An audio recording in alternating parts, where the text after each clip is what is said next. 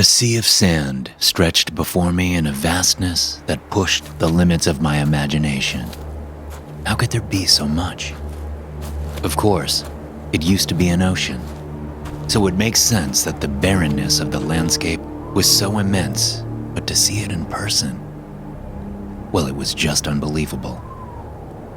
I took a pull from my canteen. Bitter water washed down my throat, but hardly quenched the thirst that had ravaged me for days. The world was just about out of water, and if they didn't get you, the thirst would. When the young scientist out of Japan created the bacteria that would consume and eliminate microplastics, the world rejoiced. It was a way to finally rid our Earth of the devastation that we had manufactured. I just wish they had tested it further before releasing it into our oceans and water supplies. They hadn't accounted for it breaking down water itself at the molecular level, and also what it would do to humans upon consumption. It really wasn't the origin story I had imagined for the zombie apocalypse, but here we were. It seemed only people in rural areas on well water made it through the initial infection. But I doubt there are many of us left at this point. I sat to rest against a boulder, baking in the heat like a lizard on a rock. I took a few more sips of water as I watched several lost souls shamble in the distance. Through the scope of my rifle, I could see tattered clothing loosely clinging to gray flesh that threatened to slide off the bone. Poor bastards. I pulled out a can of Copenhagen and placed a hunk of tobacco in my lip. It burned my chapped lips but tasted like heaven. The nicotine gave me a warm buzz, offering a small comfort on this side of hell. I took some time to clean my rifle and inventory my ammunition. This time I thought about turning the gun on myself for just a few seconds before dismissing the notion. Not much longer now. Probably not, I sighed. Surviving being eaten just to die from dehydration. Poetic, isn't it? I replied. I wish I could have imagined someone more helpful. You know, someone that didn't just point out my very obvious impending doom. I muttered as I slid the bolt home and chambered around. The hooded figure sitting next to me turned to face me for a moment, then looked back over the sandy ocean floor. We sat in silence for a time.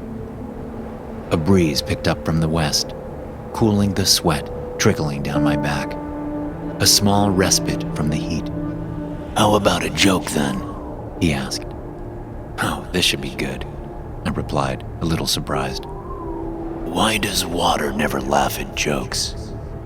I raised a brow, thought for a moment, and then shrugged. It doesn't like dry humor. Jesus, I whispered, shaking my head. But despite my best efforts to resist it, a grin crept across my face and a small chuckle slipped past my lips. I turned to mock the apparition for telling one hell of a dad joke, but he had disappeared. Late onset schizophrenia had been such a burden when I was working in a cubicle. I'd gotten the diagnosis just 4 years short of retiring from the Navy, forcing me to be medically discharged from the armed forces. The funny thing is, I had felt just like a zombie at a desk, pushing spreadsheets and doped up on all sorts of medication that was supposed to help me. But now I felt more alive than ever, and now everyone else was the zombie. I wish I'd quit the pills sooner. Maybe I would have enjoyed life more before the world had ended. My imaginary friend, whom I've named Billy, is a pain in the ass, sure, but he really wasn't that bad. I rolled to my belly, pulled the binoculars from the side of my pack, and scanned the pier. Virginia Beach. I hadn't been here in years. A lone Poseidon statue towered over the sands. Its turquoise skin was beginning to fade to a dull black, and it looked as if something had chipped off one of the prongs of the trident. Behind it lay a strip of deserted shops shouldering the wooden boardwalk. Storefront windows were shattered and vinyl siding flapped in the wind where it was coming off in rows. A sign for Ron's Shell Shack sat at an odd angle on the front of a brick building. It was hard to tell in the bright sunlight, but I could see that the letters flickered and glowed softly. That was odd. I hadn't seen any buildings with running electricity in weeks. I decided to investigate and tucked my gear back into my field pack. With my rifle over my shoulder, I crept across sand and stone until I reached the pier. The boards creaked underfoot as I slunk past shattered storefronts. Decaying seagulls littered the boardwalk, who had undoubtedly died from dehydration. The sun had nearly dried them into a jerky. White rib cages protruded outside of leathery meat as a few feathers hung onto what hide they could. I thanked God I'd found a meal recently and wasn't hungry enough to be forced to try eating one of them. A soft hum filled the air as I approached the illuminated sign of the Shell Shack. The windows had been painted black, making it nearly impossible to see inside, except for one small corner in the bottom right of the glass. I crouched low and pressed my face against it. A shelf cluttered with knickknacks sat just on the other side of the window, obstructing part of the already small view.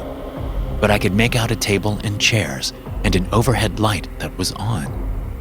There were also faint sounds of someone shuffling around somewhere in a back room. It could be a deadhead, but I didn't think so. I was pretty sure the rest of the boardwalk was without power. Someone had to be feeding a generator with gasoline in there. Normally, I'd move on, slip past undetected, and make my way further down the beach like I was never here. It wasn't very often I ran into other survivors, but when I did, they had tried to kill me for my supplies more often than not. Of course, there was that one guy from Okeechobee I'd met in Jacksonville. He was a pleasant sort. Of course, the conversation had been one-sided because he'd been deaf, but he had plenty of beans and whiskey to share. We'd holed up in a houseboat together for a couple days, playing cards and drinking our fill. He had worn a pocket-sized chalkboard around his neck, tied with twine, and scribbled a few words at a time with chalk to communicate. For someone who couldn't speak, he was the funniest man I'd ever met. I'd laughed harder than I ever had in my life. I'd even begged him to come with me up the East Coast, but he was bound and determined to head west. He had family on the outskirts of New Orleans and wanted to see if any of them were still alive. I couldn't blame him, but was sad we had to part ways. That was a long time ago. I hope he had found at least one of his kin still living and was still writing jokes for others to enjoy. After much deliberation, I decided to introduce myself and prayed that a scattergun wasn't waiting for me on the other side of the door. If I was going to survive the week, I needed water, and if someone was alive in there, they had to have some.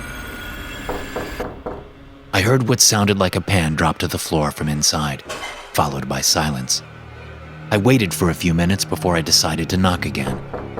This time there was shuffling near the door. "Hello? My name is Jacob and I come in peace. I'm just hoping to trade," I hollered softly, turning my body to the side to make myself a smaller target in case they decided to answer with gunfire. Harsh whispering between two people that sounded like bickering erupted on the other side of the wall. "I have ammunition, tools, and a little squirrel jerky left if that interests you. I just need some water if you have any." It was quiet again, for what felt like a long time. But just as I opened my mouth to speak once more, I heard a series of deadbolts sliding open. "If I let you in, are you going to cause any trouble?" The wrinkled face of an elderly woman scowled from just below the silver of a chain lock. "No, ma'am," I answered, taking off my hat to cover my heart with it to show sincerity. "See that you don't." She spat as she undid the chain, stepped to the side, and opened the door wide. As I crossed into the lobby of the shop, I could hear the old woman shut the door and twist the knobs of half a dozen locks behind me. A disheveled, yet attractive woman in blue jeans and a red blouse stood with her arms crossed behind the counter. She looked me up and down with piercing blue eyes, scrutinizing my appearance while twisting her lips into a frown. I waved at her and muttered hello to show that I was friendly, but she only huffed and disappeared to the rear storeroom. "Don't mind her. She's not very neighborly." The elderly woman waved her hand dismissively in the direction she had gone, and shuffled past me to sit at the table. She was heavy-set, and her breathing was labored from the excitement of my arrival, or from having to move across the room. I wasn't sure which. She motioned for me to sit across from her, and I let her catch her breath before I began. "I don't mean to intrude, ma'am. I'm just hoping to trade for some water." Name's Greta. We have plenty of water. What you got? Plenty of water? What a strange concept. I licked my lips at the thought. I slid off my pack and removed the bladder from inside, which took up most of the room in the bag. It held 7.5 gallons of water, and I couldn't remember the last time I'd been able to fill it completely. "If you can fill this for me, I will trade you." I pilfered through the pockets and placed a knife, a compact 9mm pistol with 2 clips of ammunition, and a couple of sticks of jerky on the table. "All of this." I see. She took a moment to examine my offering. Don't need the knife or the jerky. But we're on our last box of buckshot. Got any 12 gauge? I unzipped the front pocket. It was full of shells I'd taken from dead bodies on the roadside over the course of my journey. They were good for trading, just like cigarettes between inmates. "Looks like 4 double-aught buck and 9 birdshot." I laid out a collection of red and green shells and took back the knife and jerky. Yeah, that'll do. Laura! Something in the back slammed, and then the younger woman, who I presumed was named Laura, stomped her way out to the edge of the table. Yes! She replied sharply through pursed lips. See that this is filled with water. Greta gestured at the water bladder on the table. Laura glanced at the pistol and ammunition, and then gave me that icy look once more before snatching it from the table and storming off again. "Thank you," I croaked. The dryness of my throat ached eagerly for the promise of hydration. How long will that last you, son? The water. "If I ration it right, nearly a month. But I'm not the best with self-control sometimes. So realistically, 2.5, maybe 3 weeks." Enough to get you to where you're going? "Close enough." Good. It'll be dark soon. You're welcome to stay here for the night, but we take turns on lookout duty. If you're staying, you can take the first watch tonight. Would be nice to get a little more sleep. "Sure, I can do that." She nodded her head at that and stood from the table. I don't smell anything evil on you, son. That's why I'm trusting you. It's a gift I have, God-given discernment. But in case I'm wrong, don't think just because I'm old that I'm not quick to pull the trigger. Best you remember that. "Yes, ma'am." Greta slowly made her way upstairs as I followed close behind. She showed me to a couch where I could sleep in the apartment above the shop, and then led me to the roof hatch where I'd take lookout. There was a fold-out chair and a stack of magazines that made a rudimentary sniper's nest above the pier. Not the worst setup I'd ever had, and it was safe. I took a long pull of water from the bladder tube and reveled in the weight of the pack. It was more water than I'd had at one time in months. Don't get too greedy with it. The familiar voice of someone who didn't actually exist fluttered over my shoulder. I'm not. You got lucky. I know. You won't always be. I know. Leave it to Billy to bring down the room. But I was too content at the moment to let my pessimistic friend throw shade over the shine of my newly found good fortune. I ignored him for a while until he disappeared, retreating to somewhere deep within the recesses of my mind. Billy never said too much and always knew when to leave. I was grateful for that. The sun began to set over the horizon, and I watched as hordes of the undead began to shamble out from their hiding places and cover the boardwalk. Groans and the shuffling of feet filled the night. The zombies hovered around the front of the shell shack like moths, attracted to the light that shone like a beacon in the darkness. By my count, there were 47 of them, but possibly 53. It was hard to tell exactly because they kept writhing all over each other.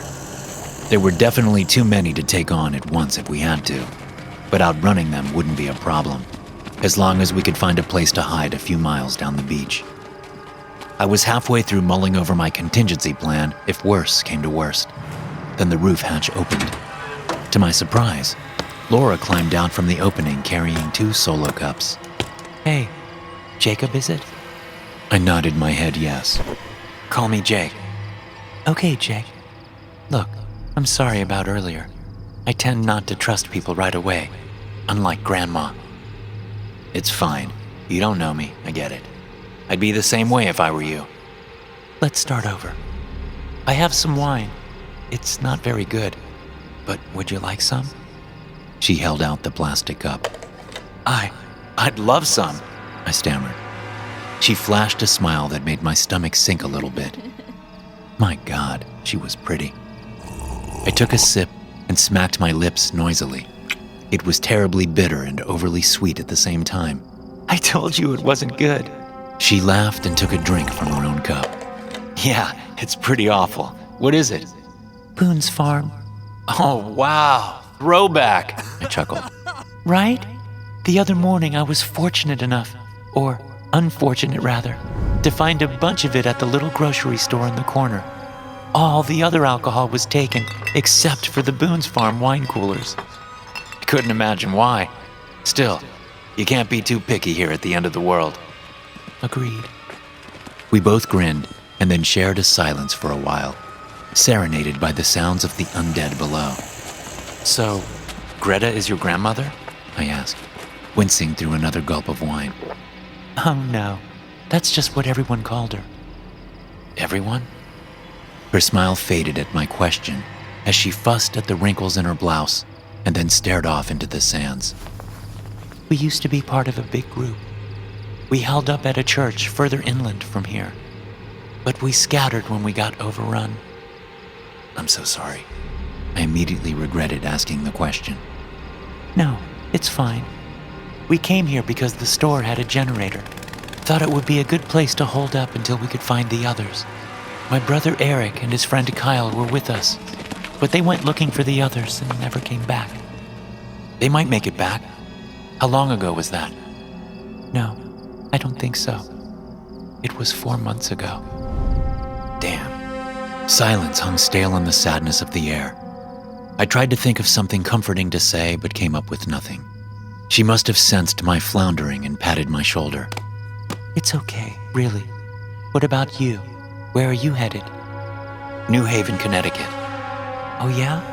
What's in New Haven? Probably nothing, but maybe something. I heard a radio broadcast about 6 or 7 months back that they had a secure government facility and offered protection until the outbreak was over with the ultimate goal of rebuilding. Wow, that would really be something. And you believe it? Laura's eyes grew wide, seemingly interested. Not sure, but I didn't have anywhere else to be, so I thought I'd at least check it out, and I've been making my way up the coast ever since. East Coast drifter. Very cowboy of you. She walked over to stand next to me and bumped me with her hip playfully. Hey, watch it now, I laughed. She turned and flashed me that smile again, and we stood looking at the stars for a while, close enough for our shoulders to graze each other. The touch, as small as it was the first I'd felt from a woman in years, and it set my soul on fire. Laura cleared her throat and whispered, Hey, can I ask you something? Sure. Can you hold me? Just for a little while? She turned to face me, but wouldn't look in my eyes. A tear fell down her face. She wiped it with her palm and tucked a red lock of hair behind her ear. Yeah, sure. My heart raced and jumped in my throat. Thanks. I held out my arms awkwardly, and she slid inside them, melting against me. She squeezed me tightly and buried her face into my collar. Laura let out a few quiet sobs. I could feel her chest heave up and down slowly. I wrapped my arms around her and rubbed her back with my hand. She didn't know me at all. I was just some guy off the streets, a wanderer of the wastelands. But I just assumed she needed someone, anyone right now. I remembered a quote I'd read from a sociological study. Who knows when I actually read it, but it had stuck with me. Something about how we as humans need physical touch. that we need 4 hugs a day for survival or something like that. I'm betting neither of us had had a hug in quite some time. And as bizarre as it was to be held by a strange man on a rooftop, I'm sure this was another way for her to survive. Just as I was about to ask her if she was going to be okay, the sounds of glass shattering below interrupted our embrace. What was that? Laura hissed and leapt backwards to lean over the railing. Dozens of deadheads started to funnel through the broken glass at the storefront. Shit! I snatched up my rifle and brought it to the ready. Why are they doing that? They've never tried to break in before. I don't know, but listen to me. Go down and get Greta. Bring her up here and I'll secure the hatch. She can't climb the ladder. She can barely handle the stairs. Shit. Okay, we're going to have to fight our way out. I slung my pack and rifle over my shoulders and grabbed Laura's hand. We rushed to the roof hatch. As we descended the rungs of the ladder, I heard the shotgun fire thunder from the stairwell. We rushed through the apartment to the top of the stairs to see Greta reloading shells in the scattergun at the bottom. Grandma! Laura cried. You two get the hell out of here! I'll hold them off! I slid down a few steps and shouldered my rifle, squeezing the trigger and popping the heads off 2 zombies. 6 rounds left. More in the pack, but no time to reload. I sent another round through the eye socket of a deadhead. 5 now. Greta spent another round of shells, but we had hardly put a dent in the horde. They broke through more windows, scraping gobs of gray flesh on the shattered glass that still hung in the frame. They oozed ever forward like rotten cheese through a grater. We would be overwhelmed in minutes. Get your asses out of here! Greta shouted, dropping her shotgun to the floor and pulling the 9mm pistol I had given her earlier. I spent 2 more rounds to drop the ones closest to her. Go now! She screeched, and I knew she was right. There was no way we could stop them all. Laura screamed at the top of the staircase as we watched in horror as they began to descend upon the old woman. A deadhead that had only been clipped by a bullet latched onto her calf, tearing the meat from the bone with a sickening wet sound. Another sank their putrid teeth into her arm, pulling her to the ground. Greta cried out to Jesus as they opened up her abdomen, pulling out intestines with greedy hands from her belly and stretching them throughout the lobby. I turned off my mind, letting it go to a place of static, and put a bullet in the old woman's forehead to end her suffering. Before they could turn on us, I scrambled back up the stairs, wrapping an arm around Laura as she shrieked. I yanked her towards the bathroom, slamming the door behind us. I spotted a fire escape out the bathroom window earlier when I'd first arrived. I slid the window open and shoved Laura through the opening and followed her. I quickly released the ladder to the alley below. "We've got to go, now!" I said, cradling her face in my hands, making sure she could hear me through the tears. She nodded her head. We descended to the alley and made a break for the beach. Luckily, the horde was too busy with their meal to notice. I grabbed Laura's hand and set an easy jogging pace, slow enough for her to keep up, but fast enough to put some serious distance between us and them. We kept the pace for nearly 2 hours, running on pure adrenaline, until Laura said she had to stop. We didn't talk the rest of the night, not a single word. I made a small fire with some brush I'd found near the shore and kept watch while Laura curled up next to me and slept. We were far enough away from the boardwalk now that I wasn't concerned about them following us. Once you got out of sight distance from the undead, they typically forgot about you. I wasn't sure why they had chosen to finally break into the shell shack. I'm assuming they just got hungry enough to try it.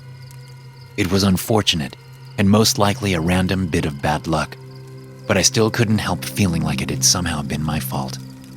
I carried that guilt for the next 6 weeks as we neared New Haven. Do you think it's really there? The facility? Laura asked as we said our goodbyes to the coastline, heading inland to the coordinates I'd gotten from the broadcast all those months ago. I'm not sure, but I hope so. She laced her fingers within mine. I pulled her into a soft kiss, which made her smile in that way that made my stomach do a somersault, no matter how many times that I saw it, which had to have been 1,000,000 by now. She brought my hand to her mouth and bit my finger playfully. One good thing came from that terrible night in Virginia Beach. A companion, someone who loved me, someone who kept the voices in my head quiet, and I couldn't ask for more. We carried on for 2 more days, only to find an abandoned facility, littered with half-burnt Humvees and at least 100 skeletons that had been torched to charcoal. It was incredibly disheartening that the place we'd been fantasizing about late at night around the campfire ended up being in ruins. But on the bright side, there were plenty of supplies still found throughout the camps. We gathered all that we could carry and decided to move south. It would take a while to get there, but as I looked in the depths of those beautiful blue eyes, I didn't think I'd mind the journey as long as we were together. After all, I had a friend just outside of New Orleans I'd like to see, a man from Okeechobee. Thanks for listening. If you enjoy these stories, be sure to subscribe to the podcast and check out some more of my episodes here.